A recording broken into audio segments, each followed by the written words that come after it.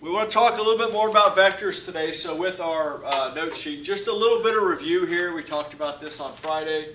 The length of a vector we call the magnitude, right? Magnitude and direction are two things that vectors have. The magnitude, the symbol we use to indicate that is the absolute value of v. So this is review here, but if the vector v has components a and b, then the magnitude of v, written as the absolute value of vector v, is the square root of a squared plus b squared. And now the magnitude, again, is just a number. It's not going to be a new vectors. It's just a information about a particular vector is its magnitude, its length. Okay, we'll talk about more about direction today too. Well, first thing though we want to talk about are what are called unit vectors. A unit vector is any vector that has a length of 1.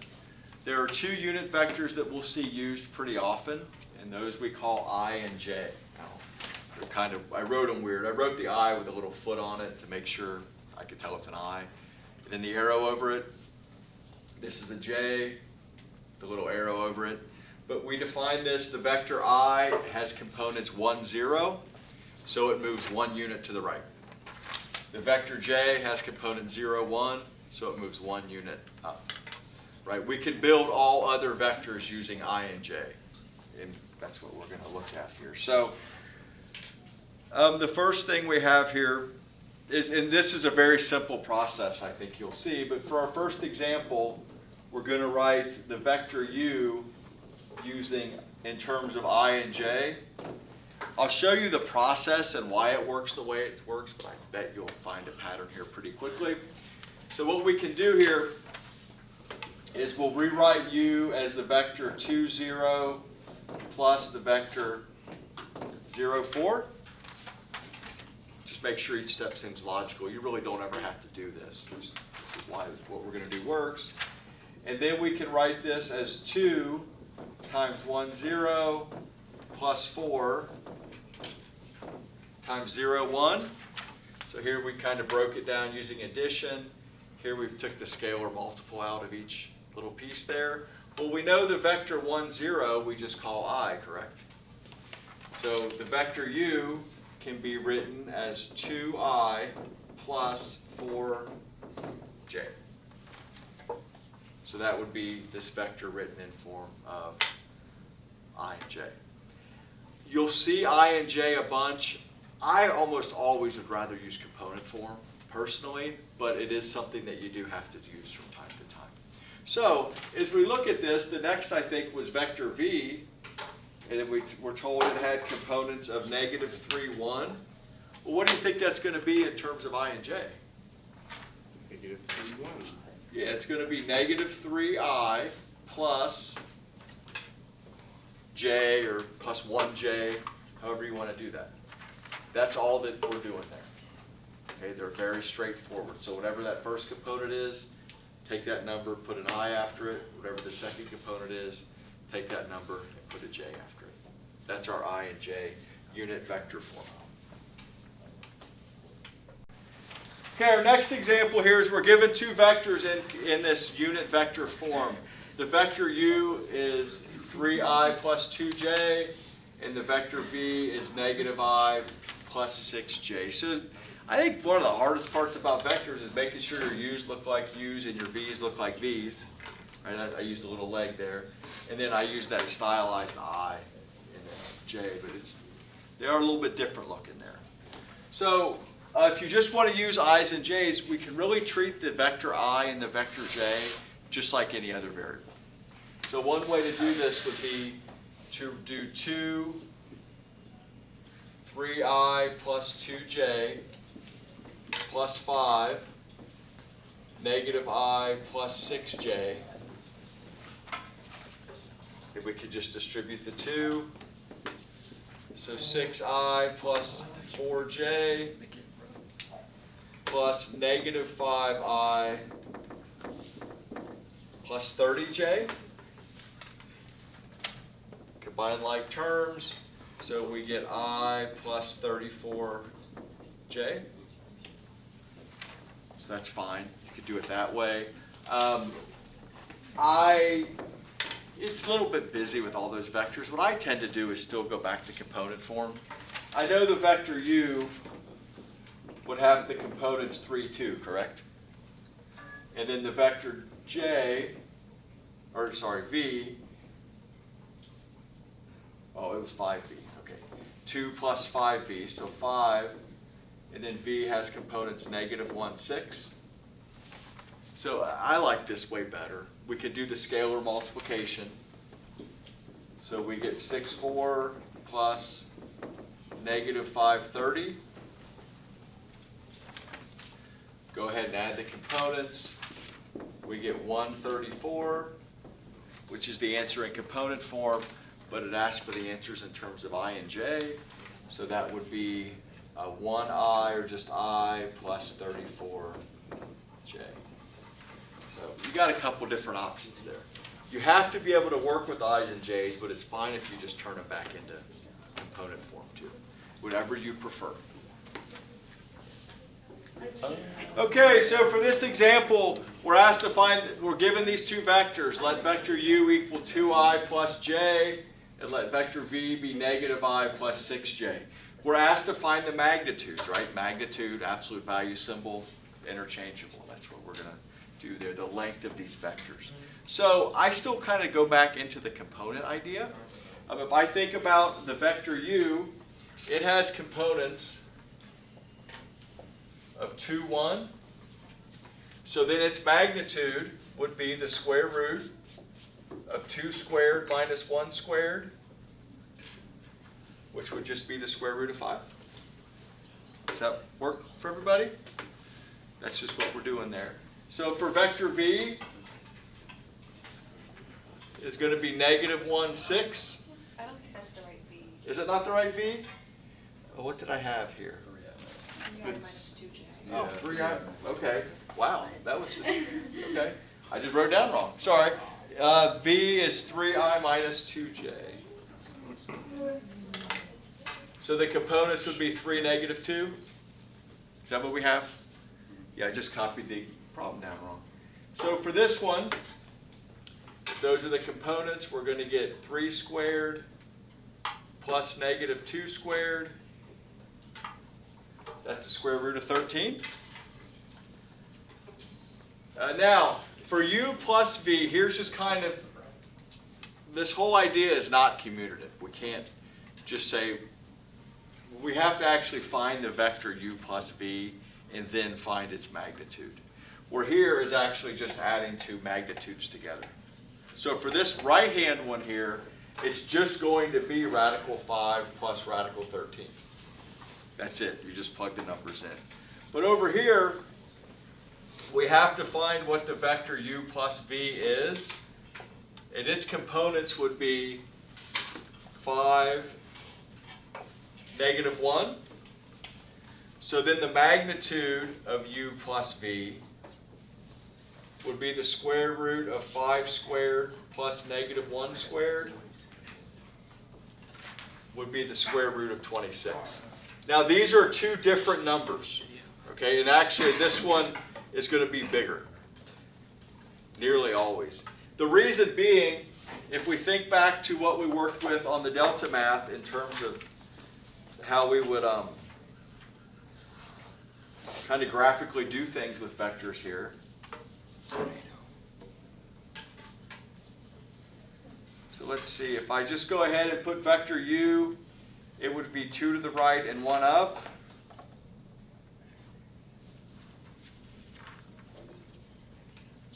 Right, so that would be vector u, and it has a length associated with it. We saw that was the square root of 5. And then vector v, we said had components 3, -2. So in standard position,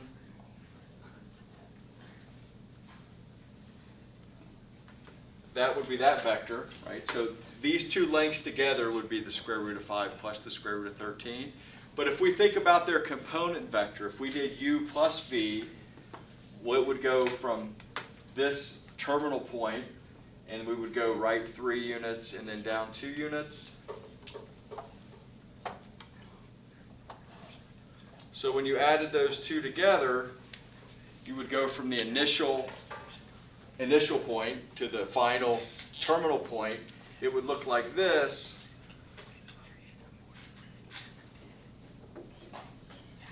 that would be u plus v. And we can see that here, we're actually just doing the two sides of a triangle, correct? The magnitude of u plus the magnitude of v. Here, with this, we're doing the other side of the triangle. So it makes sense that this one's going to be smaller, right? Because it has it's the straight line to that point, where the other ones you're doing the distance of the two different lengths of that. That's why that's different. Okay, so let's talk a little bit about direction. And this should all align with all the trig that we've done earlier in the year in terms of, terminal angles, initial size, and thetas and all that. So here we just have some vector v in standard position. So let v be a vector in the plane with initial point 0, 0. We call that standard position, where it just starts at the origin. The direction of the vector v is theta, the positive angle formed by v and the positive x-axis. So again, we're going to measure angles the same way. It's still positive angles will go counterclockwise and negative angles will go clockwise. So nothing new there. We've talked about the magnitude. The magnitude of the vector is the length written as the absolute value of v, right? We know that's the square root of a squared plus b squared. We know that from last class and earlier today. And then from this, you need to include this on your note sheet here. This is a really important definition. If the vector v has a magnitude of the absolute value of v, which is how we write that, and a direction of theta, then the component form is just going to be the magnitude of v times the cosine of theta, comma, the magnitude of v times the sine of theta. So again, you're going to use cosine for x, which we're kind of used to doing. We're going to use sine for y, which we're used to doing also. So that's a really important formula for us there. So for our first example here, on the back, I guess it's not the first one on the worksheet, is it? The vector v has a length of 8 and a direction of pi over 3. Now, sometimes we'll see directions in radians, sometimes we'll see them in degrees. Just want to stay familiar with both. We want to find the components.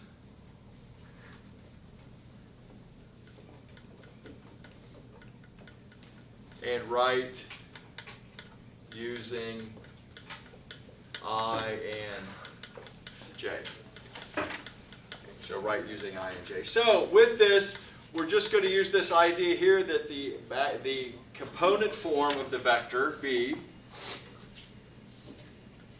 is 8 times the cosine of pi over 3, 8 times the sine of pi over 3. If you did draw this here, it would be in the first quadrant, so we're going to expect both components to be positive. Just kind of a nice and easy check, right? If it's in the first quadrant in standard position, it should be there. So from here, we get this is going to be 8 times 1/2 and 8 times radical 3 over 2. I guess we could be asked to do this exactly because we know that the cosine of pi over 3 is 1/2 and we know the sine of pi over 3 is radical 3 over 2. Simplify that. So 4. And then 4 radical 3 would be the component form, right? 8 divided by 2. 4 radical 3, 8 divided by 2 is just 4.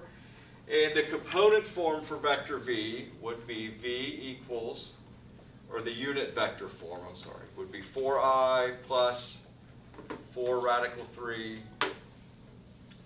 times j. So 4i plus 4 radical 3 j. That seem good, everybody? So let's go ahead and try the second example here. And take a minute with that, put it up here. It is that we have the magnitude of v is 50 and theta is 120 degrees.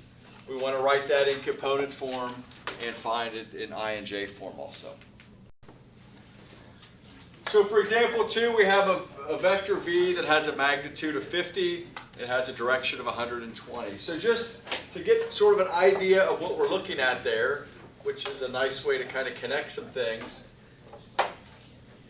is we have this length here would be 50, and this angle here would be theta, which would be 120 degrees. Now, what we want to do is try to find the component form. So we know that our formula there is that the vector v is going to be the magnitude of v times the cosine of theta, magnitude of v times the sine of theta. So this is pretty much, you just get to plug these in, correct? When you're trying to find the components. Now in the next example, we'll see that sometimes you have to do a little bit of kind of reasoning with theta bar and stuff. So for this one, we'll get 50 times the cosine of 120, 50 times the sine of 120. Let's see, the cosine of 120 would be negative 1/2. So 50 times negative 1/2, and 50 times radical 3/2. Again, just because we know 120 degrees, that's one that we know. And then the component form of v would be negative 25 radical 3. If you had to put that in terms of I and j, they could ask us to, v is going to be negative 25i plus 25 radical 3j. Would be the answer there. So it tells us that it's going left 25 units, up 25 radical 3 units, would be how you could move from the initial point to the terminal point. Everybody good there? So again, we're gonna have to know some trig values again. It's a good review for us. Now the next one here is the other direction. We're given the components. So right away I'm going to think of this as, okay, vector u would have the components negative radical 3, 1. Because I tend to just prefer to think about component form. But let's go ahead and look at this picture here. If we put this in standard form, we're going to go negative radical 3 units to the left, which I think is about 1.7. And then up 1 unit. So that would be the terminal point. So this is our picture where this angle is theta, right? From the x-axis, we go counterclockwise. That gives us theta. And then this length here would be the magnitude of u. Okay, the first thing, if we just want to find the magnitude, we've done that before, right? We know that the magnitude of u will be the square root of negative radical 3 squared plus 1 squared, which will be the square root of 4. So the magnitude of u is 2, right? That's our first question there. And the next part is what's theta going to be? Now with this, a few ways to do it. What I would recommend is to look at this right triangle here, right? Find the right triangle with the acute angle. We know that this length here is radical 3 and this length is 1. And I'm going to call this angle in here theta bar. Back to using our old reference angle, right? Back from a while ago. But this is just, if I find theta bar, I know theta is just 180 minus theta bar, is how we're going to do that. This will help. In this case, it's one that we're going to know. But if you have to use an inverse trig function to find the angle, this way you're always going to find the acute angle. You're going to be able to adjust it to get the right value. Because like if you use an inverse sine function, or you could probably use inverse tangent, but it's only going to give you answers in the first and the fourth quadrant. So if we just make it be positive by making our triangle have positive sides and just adjust it for theta bar, we're going to avoid a lot of just unnecessary mistakes. So for this, I get that the tangent of theta bar. Now, if you wanted to use this, you could, this length is the hypotenuse if you want to use a different trig function, but is 1 over radical 3. Now, we normally see that as radical 3 over 3. Right, and we know that that is when theta bar is pi over 6 or 30 degrees. Follow there? So then we can say that theta, the direction of the vector, is not 30 degrees, because 30 degrees would be over here. But 30 degrees is this reference angle, so we know that the actual direction is 150, which is 180 minus 30. So that would be either 5 pi over 6 or 150 degrees, whether we're in radians or degrees. They're equivalent. So again, this one, when you're going to find the direction especially, and you're either given the I and J form or you're given the components, you probably want to sketch a picture and just think back to your theta bar. It tends to be the easiest way to do it. Now there's other ways, but this is what I would recommend.